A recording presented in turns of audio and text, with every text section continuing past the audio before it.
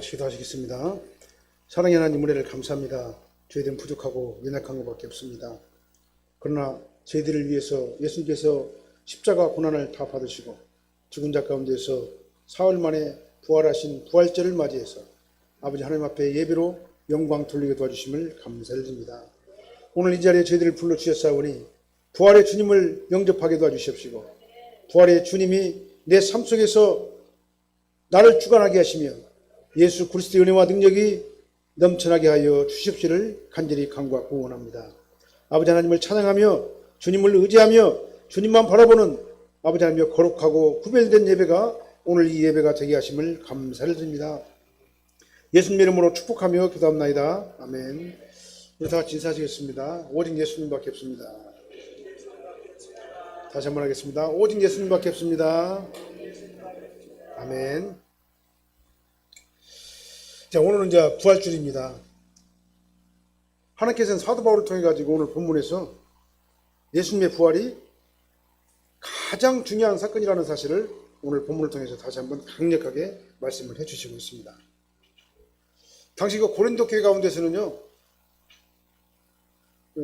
일부가 그랬어요. 고린도 교회 교인들 가운데 일부는요, 죽은 자의 부활을 믿지 않는 사람들이 있었어요. 그래서 하나님께서는 사도 바울을 통해 가지고 고린도 교회를 향해 가지고 그리스도 부활에 대해서 아주 강력하게 말씀하시는 내용이 바로 오늘 본문의 말씀드리겠습니다. 만약에 예수님께서 부활하지 않았다면, 성도의 부활이 없다면 그리스도인들이야말로 가장 불쌍한 존재가 아니냐 그 말이에요. 이런 극단적인 표현까지 하면서 예수님께서는, 하나님께서는 사도 바울을 통해 가지고 고린도 교회에다가 이 부활에 대한 역사적인 사건에 대해서 아주 강력하게 강조하시면서 말씀을 해주신 거예요. 그래서 오늘 본문에 보면은요, 그러나라는 단어가 있잖아요. 그러나. 예. 그러나라는 단어가 있는데, 이 그러나라는 단어가 무슨 단어냐면은 바로 이제는 그렇지 않다 그런 의미가 되겠죠. 자, 오늘 부활주일이에요. 안식 후 첫날에 이른 새벽에 막달라 마리아가, 그 다음에 다른 마리아가 예수님의 무덤을 찾아갔잖아요. 그때 어떤 일이 일어났습니까? 그때요, 아주 큰 지진이 일어났어요. 역사적인 사건이에요, 이거는요. 그리고 주의 천사가 무덤 문을 막아놓은 이 거대한 돌을 갖다가 굴러냈습니다. 굴러내고 그 위에 앉아 있었어요. 그리고 그 천사는 무덤을 찾아온 여자들에게 이렇게 말했습니다. 뭐라고 말했냐면은, 너희는 무서워 말라. 십자가에 못 박히신 예수님은 다시 살아나셨다. 이렇게 천사가 그 여인들에게 말을 했어요. 자, 마태복음 28장 5절로 6절 말씀 한번 다시 한번 읽어보겠습니다. 같이 한번 읽어보겠습니다. 마태복음 28장 5절로 6절 같이 한번 읽어보게요. 천사가 여자들에게 말하여 이르되 너희는 무서워하지 말라. 십자가에 못 박히신 예수를 너희가 찾는 줄을 내가 아노라. 그가 여기 계시지 않고 그가 말씀하시던 대로 살아나셨느니라. 와서 그가 누우셨던 것을 보라. 천사가 여자들한테 이렇게 말을 했어요. 예수님의 부활은요, 역사적인 사건이에요. 환상적이거나 관념적이거나 어떤 그 이념적인 사건이 아니에요. 우리 머릿속에만 있는 누군가가 만들어 놓은 조작된 사건이 아니다 그 말입니다. 역사적인 사건이라는 것이 바로 예수님의 부활 사건이에요. 그래서 이 기독교는 부활의 종교입니다. 부활이 없으면 기독교는 이유가 없는 거예요. 존재 이유가 없는 거예요. 그 다음에 예수님의 부활은 성도 부활의 근거가 되는 겁니다. 우리가 마지막 날에 우리가 다시 부활해가지고 영원한 천국에서 예수님과 함께 거하게 되는 것은요, 이 역사적인 사건 때문에 우리가 그렇게 말씀을 드리고 이 사실을 우리가 확고하게 믿게 되는 거다 그 말이에요. 만약에 예수님께서 부활하지 않으셨다면요, 성도 부활의 근거가 없어지는 거예요. 그 다음에 부활이 없는 기독교는 아무런 의미가 없어요. 기독교의 존재 이유가 없는 겁니다. 부활이 만약에 없다면. 그래서 그렇게 되면 우리가 어떻게 됩니까? 우리가 전하는 그 그리스도의 복음, 이 부활의 복음도, 구원의 복음도 헛것이 되고 믿음도 헛것이 되는 거예요. 그렇기 때문에 하나님께서는 사도 바울을 통해 가지고 고린도 교회 교인들에게 아주 강력하게 메시지를 주면서 후대에게 이 기록을 남기셨어요. 이 부활은 역사적인 사건이다 라고 말씀하신 겁니다. 자, 고린도전서 15장 5절로 7절 말씀 한번 읽어보게요. 왜 역사적인 사건인가를 우리가 한번 생각해 보도록 하겠습니다. 한번 읽어보게요. 게바에게 보이시고 그 후에 12 제자에게와 그 후에 500여 형제에게 일시에 보이셨나니 그 중에 지금까지 대다수는 살아있고 어떤 사람은 잠들었으며 그 후에 야고보에게 보이셨으며 그 후에 모든 사도에게와 맨 마중에 만삭되지 못하여 난 자 같은 내게도 보이셨느니라. 역사적인 사건이다 그 말입니다. 네. 어떻게 했습니까? 게바가 베드로죠. 베드로에게 먼저 보이셨어요. 그 다음에 누구한테 보였습니까? 12 제자에게 보이셨습니다. 역사적인 사건이다 그 말이에요. 그러니까요. 그 다음 500여 형제들에게 일시적으로 보이셨어요. 그 다음에 이 고린도서가 기록될 당시 그때 당시에도 대다수는 그 사람들이 그 역사적인 증인이 살아있다 그 말입니다.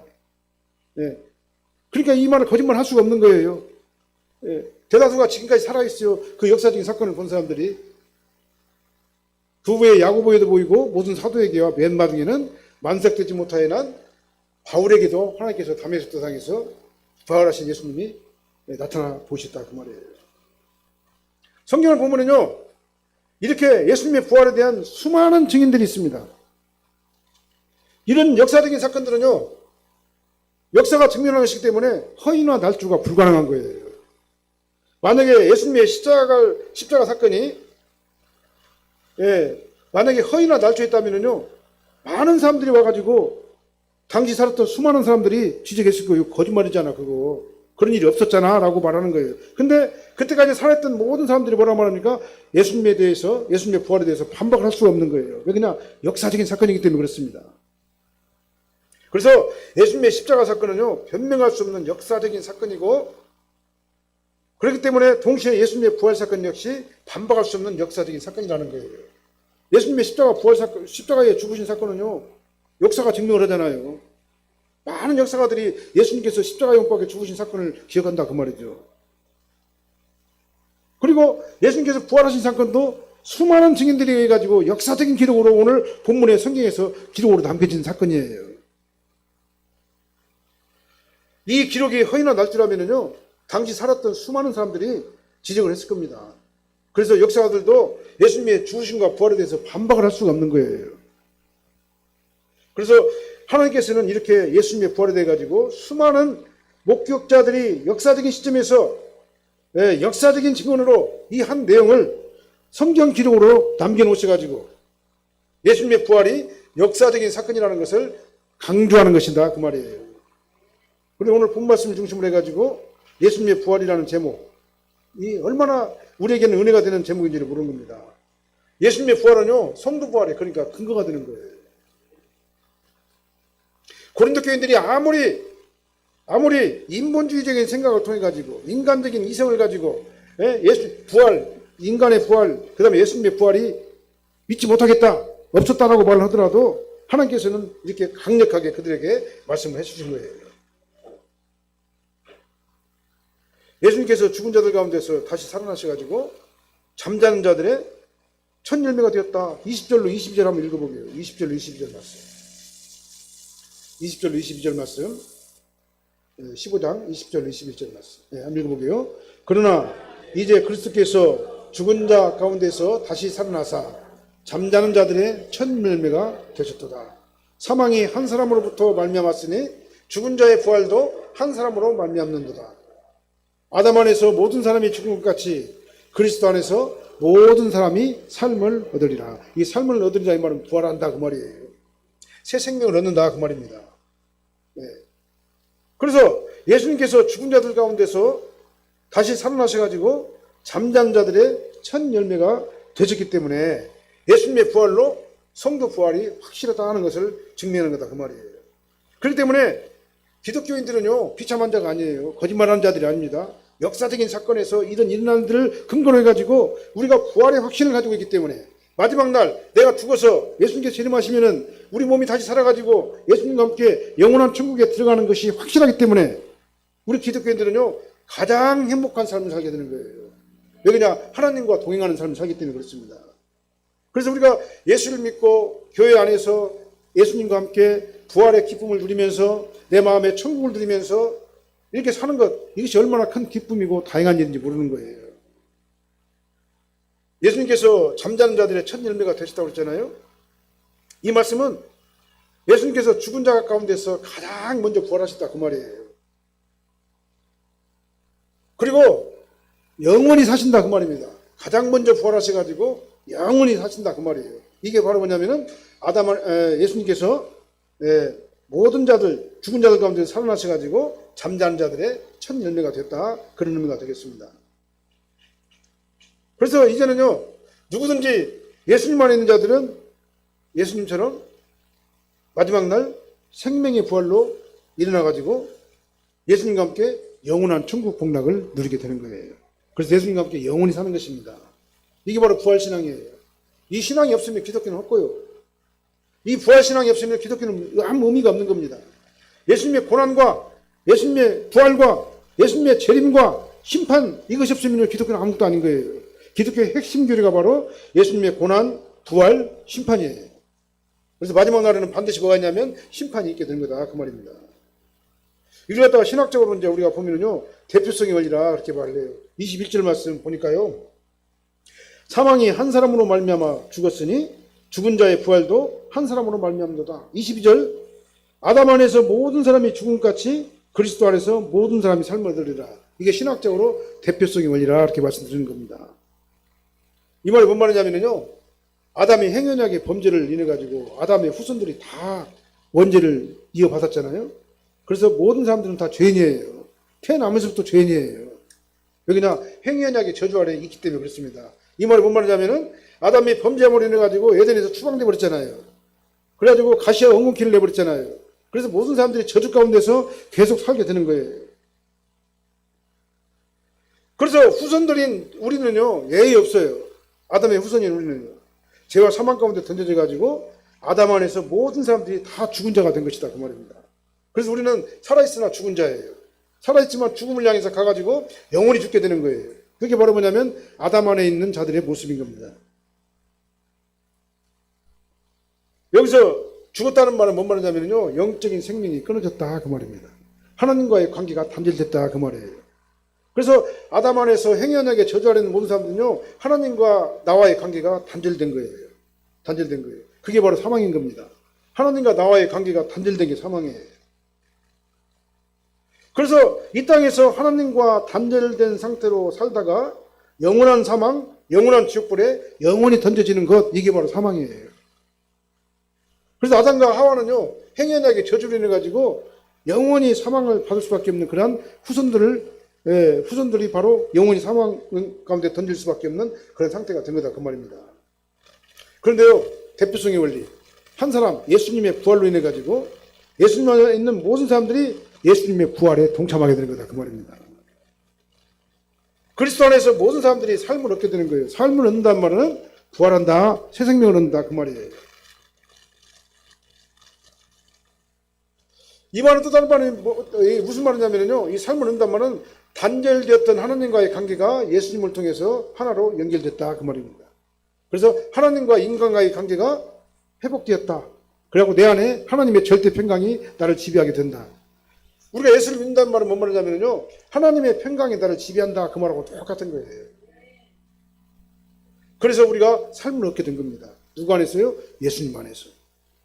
그래서 예수님의 부활이 성도 부활의 보증이 되는 거예요. 성도 부활의 보증이 되면서 성도 부활의 보증이 되면서 동시에 뭐가 되는 겁니까?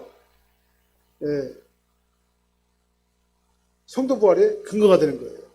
그래서 예수님의 부활은 성도 부활의 보증, 그 다음에 예수님의 부활은 성도 부활의 근거, 이것이 되는 거라는 것을 우리는 오늘 본문을 통해서 다시 한번 깨닫게 된 겁니다. 그 다음에 두 번째로는요, 예수님께서 강림하실 적에는 예수님의 속한 자가 부활한다. 그래서 23절 말씀 한번 읽어볼게요. 23절이요. 그러나 각각 자기 차례대로 되리니 먼저는 첫 열매인 그리스도요. 다음에는 그가 강림하실 때에 그리스도에게 속한 자요. 아멘.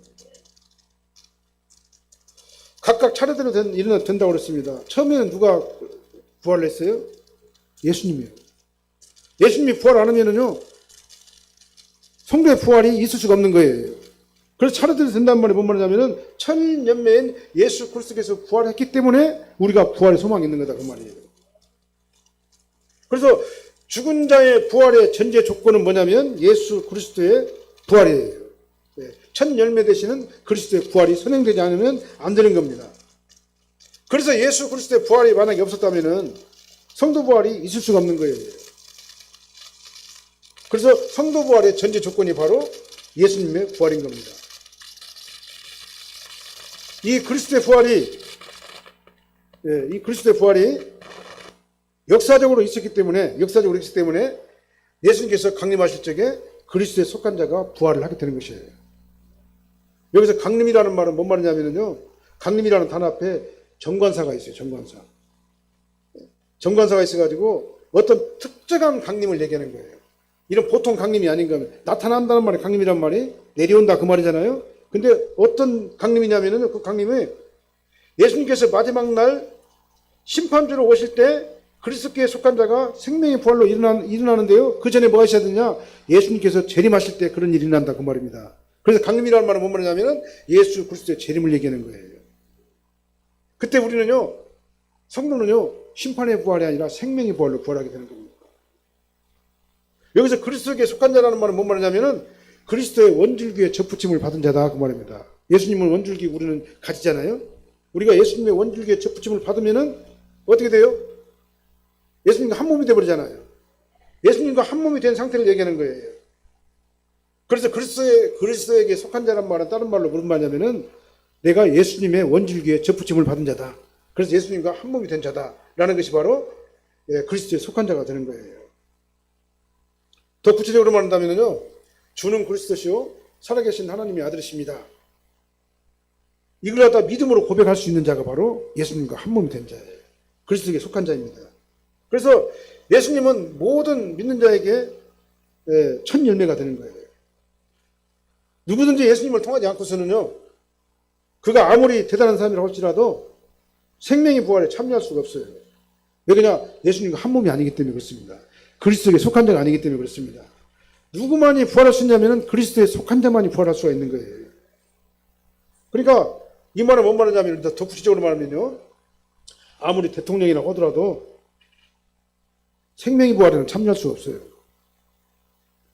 어떤 권력자를 할지라도 그 권력으로 생명의 부활에 참여할 수가 없어요. 자기 능력 가지고는 되는 게 아니기 때문에 그렇습니다. 왜냐? 예수님과 한 몸이 될 수가 없기 때문에 그러는 거예요. 아무리 우리가 이 땅에 살면서 선한 일을 많이 하고 도덕적으로 윤리적으로 깨끗하게 잘 살고 고상하게 아주 멋있는 삶을 잘 살았어도 생명의 부활에 들어갈 수가 없는 겁니다. 왜냐? 예수님과 한 몸이 아니기 때문에 그런 겁니다. 우리가 생명에 들어갈 수 있는 방법은 뭐냐? 딱 한 가지밖에 없어요. 그리스도에게 속한 자가 되어야 돼요. 예수님에게 접붙인 자가 되어야 되는 겁니다. 예수님과 한 몸이 되어야 되는 거예요. 그 방법 말고 다른 방법은 없는 겁니다. 그래서 내가 자주 쓰는 말씀이 있죠. 사용하는 말씀이요. 인용하는 말씀이요. 사도행전 4장 12절 말씀. 사도행전 4장 12절 말씀 한번 읽어볼게요.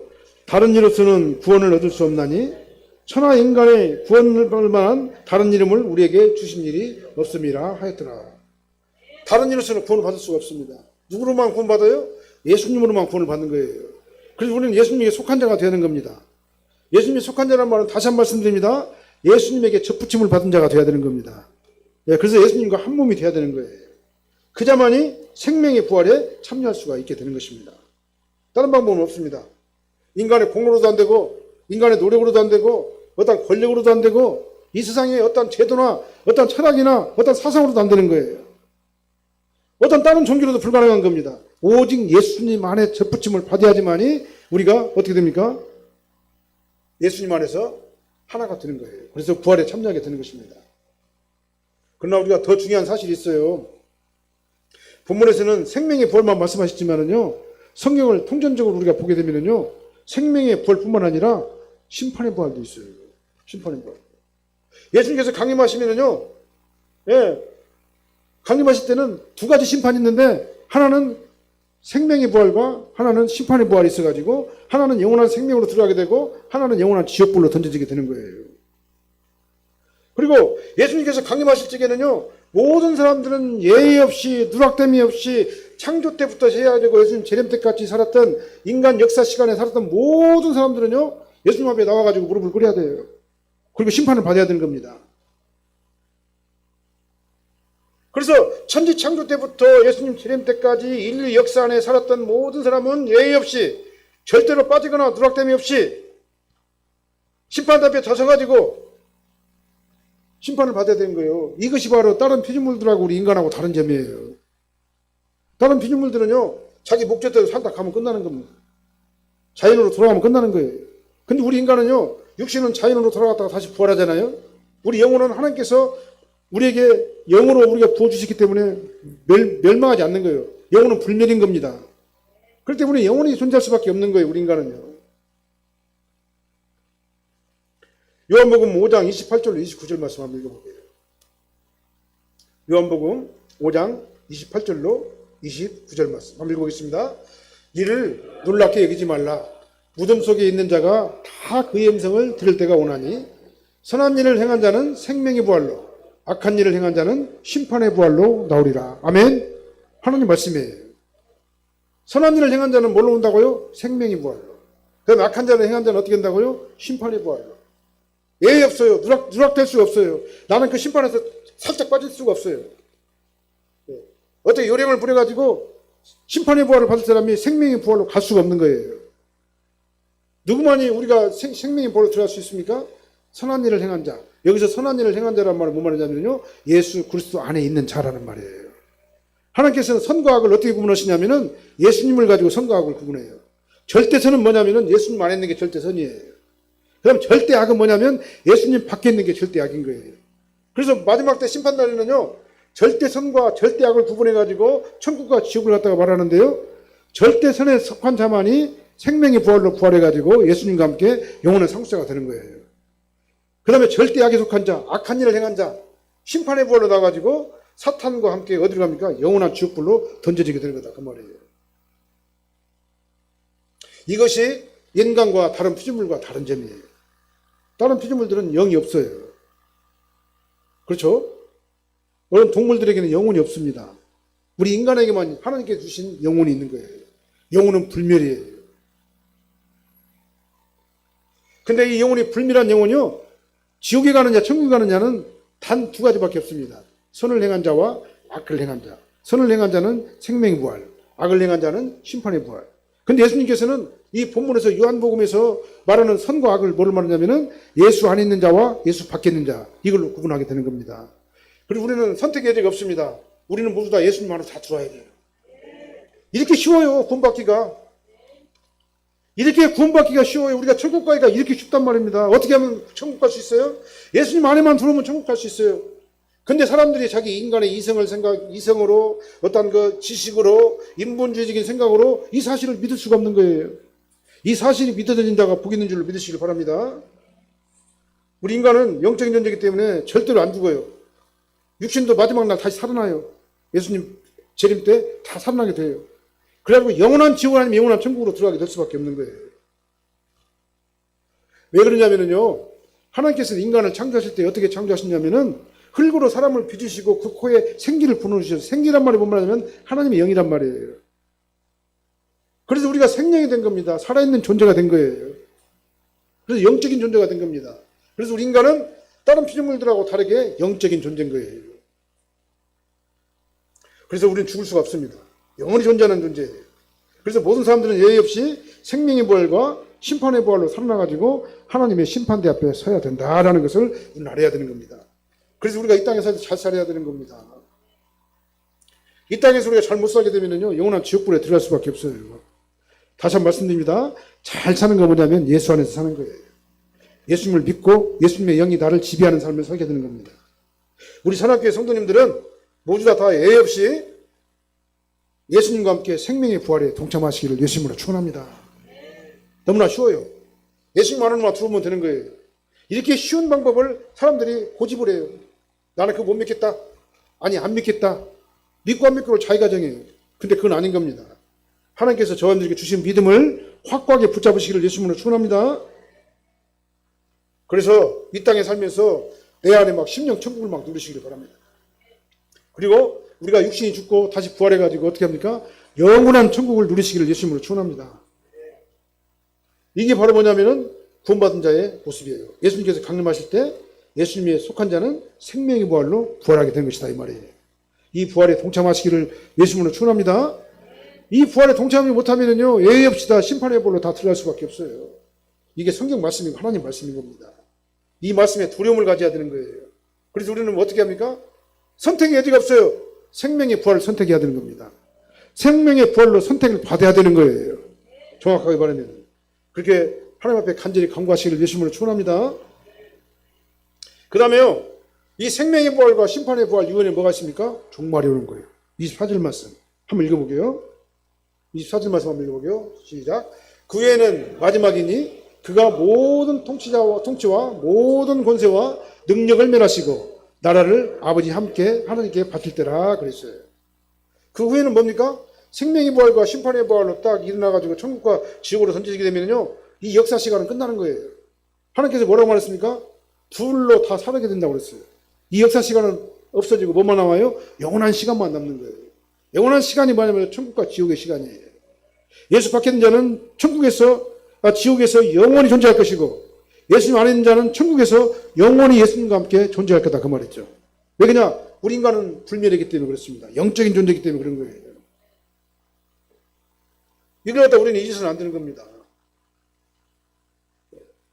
그래서 예수님께서 심판주로 강림하실 적에 생명의 부활과 심판의 부활이 일어나게 되면 그 후에는 뭐가 오냐? 끝이 온다 그 말입니다. 끝이란 말은 종말이라는 얘기예요. 이 세상에 끝이 온다 그 말입니다. 그리고 새로운 세상이 열린다 그 말입니다. 그리고 우리는 시간과 공간의 지배를 받고 있는 이 세상은 끝나고 이제는 시간과 공간의 지배를 받지 않는 그 세상이 온다 그 말이죠. 그 세상이 바로 뭐냐면 천국과 지옥인 거예요. 그래서 세상의 끝이라는 말은 역사의 끝이다 그 말입니다. 그 다음에 연대기적 시간이 끝나는 것이다 그 말이에요. 그리고 완전한 세상의 종말이 오면은 이제는 새로운 시간 세계가 열리게 된다 그 말입니다. 그게 바로 카이로스적인 시간 세계인 거예요. 지금 우리는 코로노스 세계, 연대기적 시간에 우리가 살고 있는 겁니다.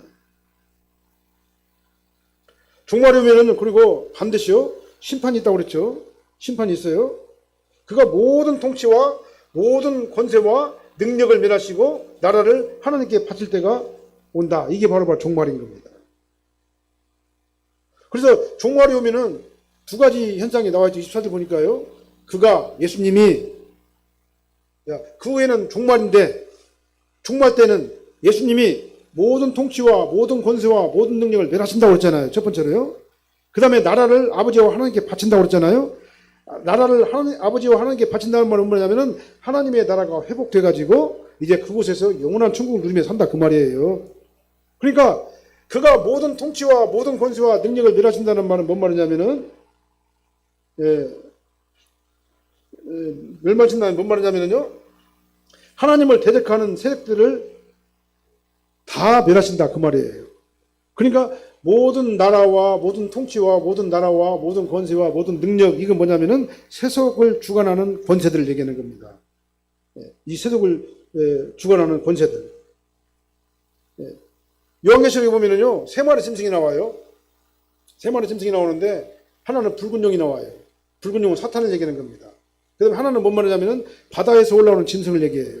바다에서 올라오는 짐승은 뭐냐면 반기독 패권 국가예요. 반기독 패권 국가를 상징하는 게 바로 바다에서 올라오는 짐승이에요. 그 다음에 땅에서 올라오는 짐승은 뭐냐면은 어용종교를 얘기하는 겁니다. 어용종교, 적그리스도, 세력들 얘기하는 거예요. 그러니까 어용종교와 마지막 날에는요, 세상의 반기독 패권 국가가 서로 결탁을 해요. 결탁을 해가지고 붉은 용 사탄 마귀 권세에게 지시를 받아가지고 이 세상을 갖다가 반기독 패권 국가를 만들어가지고 적그리스도 나라를 갖다 만들려고 하는 거예요. 그래서 어린 양과 대적을 해요. 어린 양은 예수님을 말하는 거죠. 어린 양 예수님과 대적을 해가지고 어떻게 합니까? 전투를 벌이는 겁니다. 그게 바로 아마겟돈 전쟁이라는 거예요. 요한계시록에 여기 나와 있어요. 그래서 아마겟돈 전쟁에서 결국은 누가 승리합니까? 어린 양 예수님이 승리하고 이 붉은 용과 두 마리 짐승, 세 마리 짐승은 어떻게 합니까? 영원한 무적행으로 던져지게 되는 겁니다. 이게 바로 세상의 끝이에요.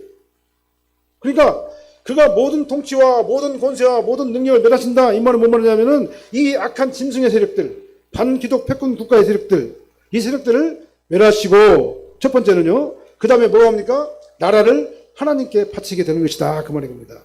영원한 천국이 열리게 되는 겁니다. 그리고 영원한 지옥으로 나머지는 다 던져지게 되는 거예요. 그래서 우리가 선택의 여지가 없어요. 우리는 영원한 생명을 얻어야 됩니다. 생명의 부활로 부활해야 돼요.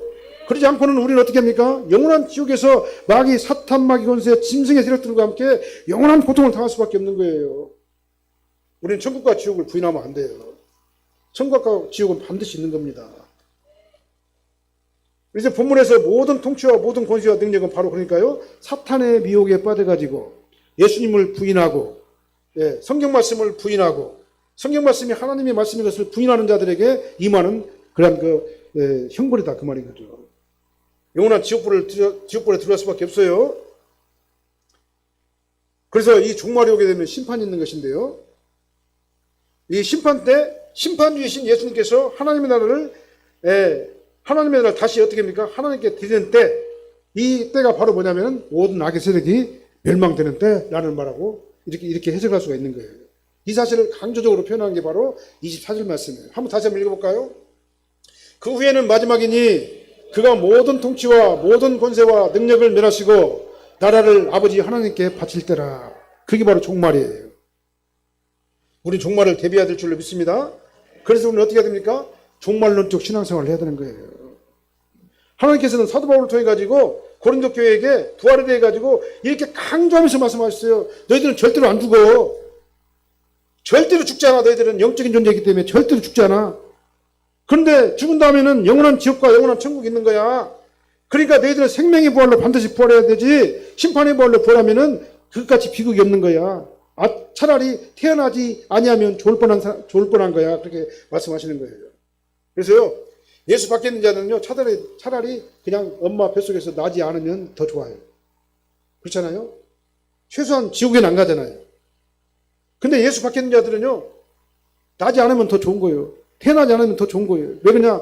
예수님 밖에 있어가지고 영원한 지옥불에서 영원한 고통을 당하기 때문에 그렇습니다. 근데 저와 여러분들 어떻게 됐습니까? 예수의 영이 우리를 지배하잖아요. 생명의 부활로 우리가 일어났잖아요. 그리고 우리는 생명의 부활로 영원히 예수님과 함께 영원한 평강을 누리게 되잖아요. 그래서 우리가 대단한 존재다라는 것을 다시 한번 말씀드린 겁니다. 우리 산악회 성도님들은요, 이렇게 주님께서 이미 주신 이 구원을 누리시기 바랍니다. 이 땅에 살면서 나는 천국 백성이야. 나는 천국 시민권자야. 천국 백성의 정체성을 가지고 아버지 하나님만 바라보고 나가시길 바랍니다. 천국을 누리며 사시길 바랍니다. 이 세상에서 두려움을 가지고 살지 마시길 바랍니다. 영원한 천국이 우리의 삶을 지배하시길 바랍니다. 그리고 영원한 천국에서 예수님과 함께 영원한 영생 복락을 누리는 존귀한 자가 저와 여러분이 된 줄로 믿으시길 예수님을 축원합니다. 이제 우리는 본문 말씀을 통해 가지고요, 알아야 할 교훈을 갖다 우리가 말씀드렸잖아요. 첫째는 뭡니까? 모든 인간은 다 죽는다는 사실. 그러나 영원히 산다는 사실. 죽지만 우리 영적인 존재이기 때문에 마지막 날 예수님께서 재림하실 때 다시 부활해가지고 생명의 부활과 심판의 부활로 부활해가지고 영원히 존재한다는 사실을 우리는 잊지 말아야 되는 겁니다. 근데 사람들은 이걸 잊고 살아요. 에이, 이거 죽어봐야지 알지 어떻게 하냐고. 죽어봐야지 알지 어떻게 하냐고. 지금 이 땅을 어떻게 하냐고. 그렇게 말하죠. 그러니까 성경에서 기록을 한 거예요. 종말을 대비해야 될 줄로 믿습니다. 죽어봐야지 않은 것이 아니라 죽으면 그런 천국과 지옥뿐이 없는 거예요. 그래서 우리는 부활의 첫 열매가 되시는 예수님 안에서 생명의 부활로 영원히 존재하는 거룩하고 존귀한 자가 되시기를 예수님으로 축원합니다. 그러나 예수님 밖에 있는 자들은요, 영원한 심판이 우리를 기다리고 있는 겁니다. 사람을 하나님께서는 이렇게 특별하게 만드셨어요. 그래서 결론은 오직 예수님밖에 없습니다. 예수님 안에 들어오셔가지고 예수님의 정체성이 저와 여러분들의 삶을 지배하시기를 예수님으로 축원합니다. 그래서 예수님의 부활이 나의 부활이 되는 겁니다. 왜 그러냐? 내가 예수님에게 접붙임을 받은 자가 됐잖아요. 그리스도에게 속한 자가 됐잖아요. 예수님에게 접붙임을 받게 되면 어떻게 됩니까? 한참 있으면 어떻게 되죠? 그것이 다 아물어가지고 예수님과 한 몸이 되잖아요. 그죠? 그래서 우리는 지금 어떤 상태냐면요, 접붙임을 받아가지고 한 몸이 되어가는 상태예요. 왜 그렇습니까? 우리는 예수님을 믿었어도 날마다 실수하고 넘어지고 의심하고 막 불안하고 막 그러잖아요. 근데 이런 것들이 점점 어떻게 됩니까? 견고해져요. 믿음이. 견고해져가지고 어떻게 해요? 이제는 나는 예수님 아니면 살 수 없다 라는 상태까지 변하게 되는 거예요. 이게 바로 예수님에게 접붙인 자의 모습이 되는 겁니다. 예수님에게 접붙인 자가 되시기를 바랍니다. 그래서 신앙의 훈련을 통해 가지고 예수님과 한 몸이 되시기를 예수님으로 축원합니다. 그 사람이 생명의 부활에 참여한 자가 되는 거예요. 이제 예수님의 부활이 내 부활이 되는 겁니다. 그러니까요. 여기나 예수님 이미 부활하셨잖아요. 그 예수님에게 접붙임을 받았으니까 예수님의 부활이 바로 내 부활이 되는 거다 그 말입니다. 이제 2022년도 이 부활절을 맞이해가지고 부활신앙으로 무장하시기를 예수님으로 축원합니다. 부활의 능력이 우리 삶을 지배하시기를 예수님으로 축원합니다. 그리고 승리하는 삶을 사시기를 바랍니다. 너무나 간단해요. 우리가 승리하는 방법은요, 예수님 안에 들어가는 방법밖에 없어요. 그 방법 하나면 되는 거예요. 예수님 안으로 꼭 들어가시기를 예수님으로 축원합니다. 그래서 부활의 신앙을 저와 여러분들의 저와 여러분들의 부활이 예수님의 부활이 될 수 있도록, 예수님의 부활이 우리의 부활이 될 수 있도록 우리가 주님만 꼭 붙잡고 사시기를 예수님으로 축원합니다. 기도하시겠습니다. 사랑의 하나님 감사합니다. 오늘 부활주일을 맞이해서 우리가 예수님에게 접붙임을 받음으로 말미암아 예수님과 한 몸이 되어서 내가 부활에 동참하게 되었다는 사실을 다시 한번 깨닫고 감사를 드립니다. 아버지 하나님, 저희들은 연약합니다. 저희들은 부족합니다. 그러나 예수님께서 함께 하시고 예수님께서 동행하시면 아무것도 부족함이 없는 줄로 믿습니다. 우리는 예수님에게 속해서 절대 선에 속한 자가 되게 하심을 감사를 드립니다. 예수님 밖에서 절대 악을 통해 가지고 심판을 받을 수밖에 없는 연약한 존재가 아닌 것을 다시 한번 감사를 드립니다. 이제 전적으로 주님만 의지하고 전적으로 주님만 따라가며 주님만 따라가는 존귀하고 구별된 존재가 되게 하심을 감사를 드립니다. 이 부활의 아침에 전능하신 하나님의 은혜가 우리 마음속에 부활로 역사하게 하심을 감사를 드립니다. 예수님 이름으로 축복하며 기도합나이다. 아멘.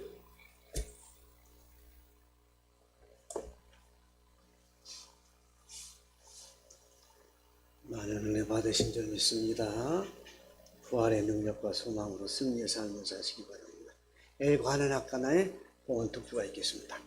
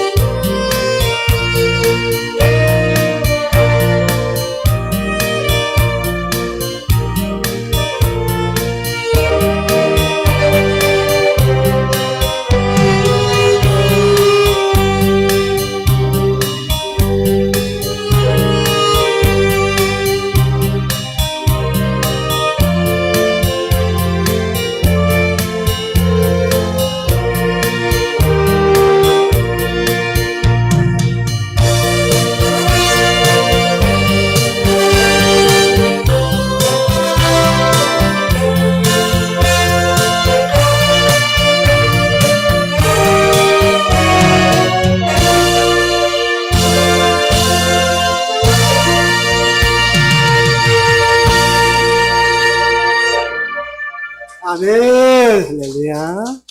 목사님 봉헌 기도해 주시겠습니다. 아버지 하나님, 이 현금에 손을 얹고 축복하며 봉헌합니다. 이 현금이 주님 보시기에 아름다운 믿음의 예물이 되게 하여 주시옵소서. 이 현금을 바친 성도님들을 축복하여 주시옵시고, 우리 사랑학교의 모든 성도님들을 기억하여 주셔서 그들의 삶을 주관하여 주시옵소서. 부활의 영이 우리 성도님들의 가정에 임하게 도와주시옵시고, 부활의 기쁨이 우리 성도님들 각 사람들에게 임하게 도와주셔서 예수 그리스도의 절대 평강을 누리며 살게 하여 주시옵소서. 이 땅에서 천국을 누리며 살다가 영원한 천국에서 예수님과 함께 영원한 영생 복락을 누리게 하여 주시옵소서. 아버지 하나님, 예수님 밖에 떨어지지 않게 도와주시옵시고 예수님만 붙잡게 하여 주시옵소서. 이 시간 성령께서 함께 동행해 주셔서 우리 마음을 감동시켜 주셔서 전적으로 예수 그리스도의 영이 나의 삶을 지배하게 하여 주시옵소서. 우리 사랑교회 모든 성도님들의 가정을 축복해 주시옵시고 그 가정이 영혼이 잘 된 것 같이 범사가 잘 되고 강건하는 복이 넘치게 도와 주시옵소서. 자녀들의 앞길을 축복하여 주시옵시고 건강을 지켜 주시옵시며 모든 환경을 지켜 주셔서 악한 것들이 접근하지 못하도록 막아주시고 지켜주시고 인도하시고 보호하여 주시옵소서. 우리 사랑교회 젊은 청년들을 축복하여 주시옵소서.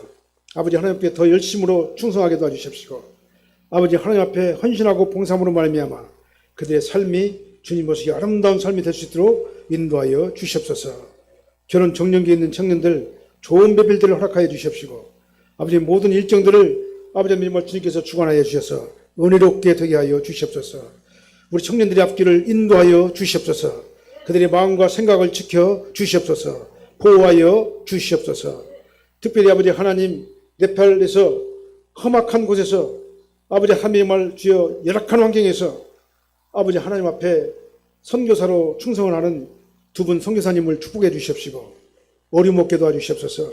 악한 것들이 방해하지 못하게 도와주시옵시고 더러운 것들이 해코지하지 못하게 도와주시옵시고 주님께서 미리 가셔서 험한 곳을 평탄하게 하시고 논문을 추부수고 세부장을 꺾어주시고 모든 것들을 제거시켜 주셔서 아버지 하나님의 사역을 감당하는데 부족함이 없도록 지켜주시고 보호하시고 인도하여 주시옵소서. 예수님 이름으로 축복하며 봉헌하고 기도합나이다. 아멘.